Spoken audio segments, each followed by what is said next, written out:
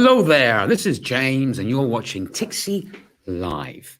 And a very good morning to all of you. In today's little program, I want to discuss a little bit about how the market is feeling after yesterday's total rout, where the market was so gripped heavily by recession fears. Plus, I want to briefly discuss the latest political crisis gripping the UK. But before we get into that, don't forget, these little videos are for educational purposes only, and in no way whatsoever should ever be taken as advice. I always suggest you do your own research and do your own due diligence, and of course, know the risks at hand before entering any trade. With that out of the way, let's get started. So yesterday, what a day yesterday was. Those of you who were kind enough to join me in the afternoon session, you could see how excited I was, because yesterday was a complete market slaughter in many ways. The euro in particular crashing to a 20-year low. So yeah, complete massacre almost yesterday for the markets. So what's happening now though? How's the market feeling? Well, the US dollar is still basking very much in safe haven demand, and we still have a very strong greenback as the market stands. The reason being for this is because we really still have a lot of negative sentiment still dominating. Okay, a lot of negative sentiment still dominating, which is not surprising because that sort of negative reaction to the market yesterday doesn't go away overnight. I mean, by all means, the market currently is catching its breath a little bit, which is standard practice for what happens when you have a day like yesterday. But still, negative sentiment is still very much dominating the market's mind. And the reason for this, of course, obviously, we all know this. I've discussed this many times before: recession fears and aggressive central banks. We have this other story now, which I said will eventually start becoming a really big story in the future, which is the fear of gas rationing in Europe. We have now also today fresh COVID-19 cases prompting fresh restrictions in Shanghai. So we have that issue again. But the latest issue, which has popped up and dominating the headlines, and with this can potentially affect the sterling, is we have another political crisis in the UK. The UK seems to attract political crises constantly. Because basically Bojo, the Prime Minister, well, actually proper name Boris Johnson, his nickname is Bojo, is basically fighting for his political survival. As you know, a couple of weeks back, nearly a month back, he faced a no confidence vote, which he won by the skin of his teeth. So then obviously there was talk back then that how long can he survive as PM, as Prime Minister, because his predecessor, Theresa May, also had a vote of no confidence, which she won, but she only stayed in power for 6 months. But the thing is, her majority of her vote of confidence was more than what Boris Johnson got. So, of course, there's talks back then of how long can Bojo last in power.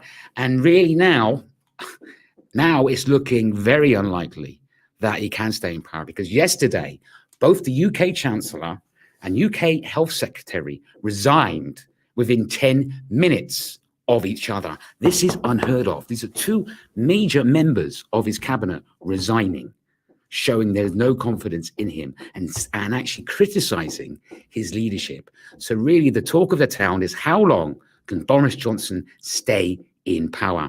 Knock-on effect is not the main reason for this, but it's not helping, is that currently we have the cable British pound US dollar currently trading at the lowest level since March 2022. And let's have a quick look at it right now and see where we are. So yeah, as you see, we're currently trading at 1.19571, under, and it's been under that level for a while. It crashed on that level yesterday. Under that key level, we've been watching at 120.034. So yes, obviously the issue with the sterling is, of course, we have poor economic data. The UK is on the brink of going into recession. We have Brexit fears still, obviously fear of UK-Europe trade war going on, and political uncertainty. Those of you who joined me in the past, you know, I've often said that the sterling can be politically driven. And reason being is obviously the change in government or change in leadership can affect monetary policy. So obviously, if you have uncertainty, like we have uncertainty again because of this latest development with Bojo, then yes, we could see the sterling come under more pressure. So this is the story really dominating the market or sterling traders at the moment. If we have a look at the euro sterling as well, see how that's doing. Obviously, okay, the euro was at a 20-year low against the dollar yesterday, which meant the sterling got a bit of strength against it. But again, the euro is now fighting back against the sterling, and it's currently trading at 0.8578. So this Bojo story is going to be interesting to see how it develops. What else is happening? Well, currently, gold was massacred yesterday as well. Because, like I say, the US dollar is basking in glory at the moment because of its safe haven demand. Gold is currently trading around a 7-month low. So obviously the safe haven of choice remains the US dollar. So let's have a quick look at gold as well. Here's my mouse. I've lost it. Here it is. Let's have a quick look at gold as well. Yep. Okay. Yeah, it's currently trading at $1,769.19, way under that 1810 level we've been watching. There is signs that we could see further dollar strength. If you look at a 4-hour chart here, you can see the RSI is just hovering around the 30, so not indicating at the moment that it's oversold. So we need to watch gold very, very closely because obviously the US dollar is, being favored over it as it stands. So yeah, despite all the concerns, the recession concerns, the inflation concerns, gold is not benefiting at all at the moment. Let's have a quick look at some other things we looked at yesterday. Let's have a quick look at the euro, how the euro is doing. This is a 4-hour chart. Let's go on 30 minutes to get a little look. Still trading at 1.266, so still around that 20-year low. So still we're seeing, there's a little teeny weeny bit of buyback, which you do see, and that does happen after a big market move like yesterday. We are still seeing plenty of dollar strength as well. On the other side of the matter, oil is actually currently under just $100 a barrel, currently trading at $99.76. Don't forget, we had that story yesterday of Citigroup predicting that oil by the end of the year could fall down to $65 a barrel. And obviously, with the recession fears, with recession fears comes the theory that demand will dry up, hence oil being under pressure currently, which is good news for some of us, because hopefully we're hoping down the line that will lower our petrol prices in the future. So yeah, a little bit quieter after yesterday's onslaught, which is to be expected because the market needs to take time to catch its breath. However, I don't personally think that is going to last very long, because today we have some key events happening. First of all, which is probably the minor of the events. That's a good question. Let me just quickly talk about this. That's a great question, by the way, and I'll come straight back to it in 2 seconds. Excuse me, what was I going to say? So yeah, the first event coming up is the EU retail sales due at 9 a.m. UTC. Expectation is about 5.4%. But yeah, that is one of the events, but we have got a big one coming up. But before that, let's answer this great question. Hello, my friend, by the way. Good to see you again. I hope you're well. Right, James, the massive movement in the dollar sterling yesterday, can we expect a comeback soon? A cable dollar long? Right, in my personal opinion, this is not advice, obviously, and let's bring up the sterling again while we look at this together. Okay, look, there was a big sell-off on it, okay, and you can often expect a little bit more of the market buying back in again. Okay, when you have a load of sales, eventually people can start buying back. It's obvious, okay, because there's nobody left to sell. So people can start buying back. So you will see a bit of a buyback. The big event happening later this afternoon, okay, later this evening, I think will be a big impact. Plus, we've got a few members of the Bank of England speaking today.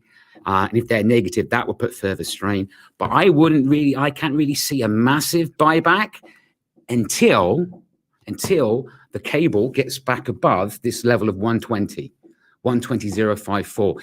If it can get back above that, and that level can hold, and then it becomes a resistance, then we can see maybe a bigger buyback for the sterling against the US dollar. But that be the key of the level. And I think if I lead on to my next big event, it's going to be another major factor, which of course is going to be this, which is the FOMC. This is going to be major. This is going to be major because we're all going to have a look and see what the minutes say and see if the FOMC can give us a indication if the next move is going to be 50 basis points or 75 basis points. Remember, last time the FOMC came out, the minutes that is, it was a market rot. We had dollar strength across the board because there was very aggressive talk in the minutes. Excuse me, sorry. So this could also be a big impact. So, but yeah, this could also affect the sterling. But that's a great question, by the way.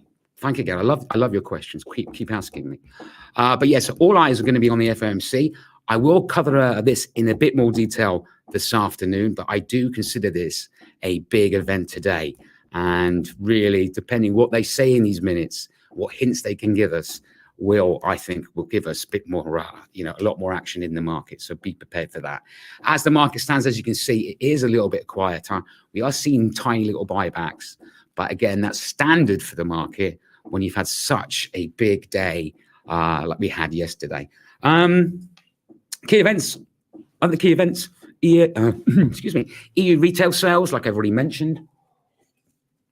The FOMC, which is huge, US ADP employment change, US initial claims, Lagarde speaking, and you know what tough she is, and US average earnings and US unemployment and US NFP. Don't forget, I'll be doing a watch along on the NFP and average earnings on Friday because I really do think coming very soon, the labor market will take center stage because all along, all the central banks have always said we can handle these interest rate hikes because we have a strong labor market. We start seeing a slowdown in the labor market, that changes the whole picture.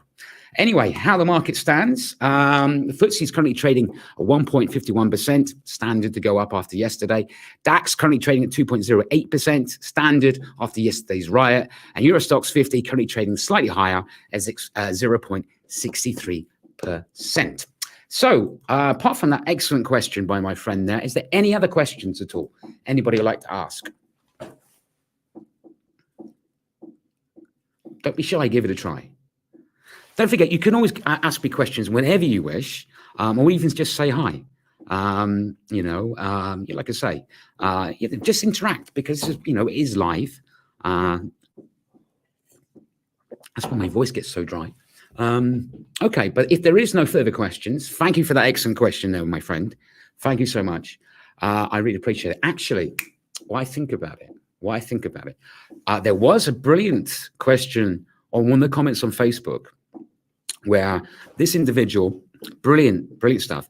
He said that half the reason why we've got recession fears at the moment, or the main reason we had recession fears, is the gas crisis because of obviously the Ukraine-Russian war, US destroying Russian oil and gas supplies, as in trying to cut them off, Russia asking everybody to buy it in rubles, but obviously the EU and everybody else refusing to do so. And what other points did he make? I think that was his main points. I can't remember. But anyway, it was fantastic analysis. I agree with him in many ways. However, what I will say is I think the reason why we are facing this so much fear in the market at the moment is more down to, yes, Russia-Ukraine situation and the gas crisis is definitely not helping. It hasn't helped with the gas issue either. That none of Germany or Europe has actually spent any money in gas institutions either, so they're not able to the supply they get the supply out. So we've got a big issue with that. But the other two major factors, in my opinion, why we're facing so much uncertainty at the moment, to go along with those comments this gentleman made, A, is the COVID. COVID-19, you lock the world down for 2 years, you're going to have repercussions like this, like we're facing. So COVID has not helped the situation. This COVID is one of the big causes for where we currently stand and sit at the moment. And the other reason, and this is the reason that many central banks aren't admitting to, we've had almost a decade of stimulus on the market. Okay, with low interest rates, with free money, so to speak. And basically, if you then get an addict addicted and you take something away, that addict is going to panic and it's not going to be able to go cold turkey. So this is a huge reason as well. And that's also the reason why inflation has gone up as well, because of what the central banks have done over the last decade. So they are to be responsible as well. But anyway, this is my 10 pence worth, but that was a brilliant question on Facebook. There's a great thing added. I think that was most of the points he covered, but brilliant. Keep doing that, because like I say, if you have a question later and you put it on Facebook, I will see it and I will reply to it live on air. Okay, now, don't forget, I'm back on again later today at 1 p.m. UTC. I will do a slight special on that, unless anything massive happens in the market, on the FOMC. And what will be happening on that. So please come along and join me for that. And yeah, like I always say, if you're watching me on Facebook and you like it, give us a follow by all means. If you're watching me on YouTube and you enjoyed this episode, subscribe if you like. Click the notification button so you know next time I'm going live. If you found this little episode enjoyable, interesting, and you put up with my enthusiasm, then give me one of these. I like to know if it's been liked or not. I've got a couple of likes already, I can see, which is fantastic. I really appreciate that. But anyway, till next time, remember, these little videos are for educational purposes only, and in no way whatsoever should ever be taken as financial advice. I always suggest you do your own research, do your own due diligence, and of course, know the risks at hand before entering any trade. Till next time, every single one of you, trade safe.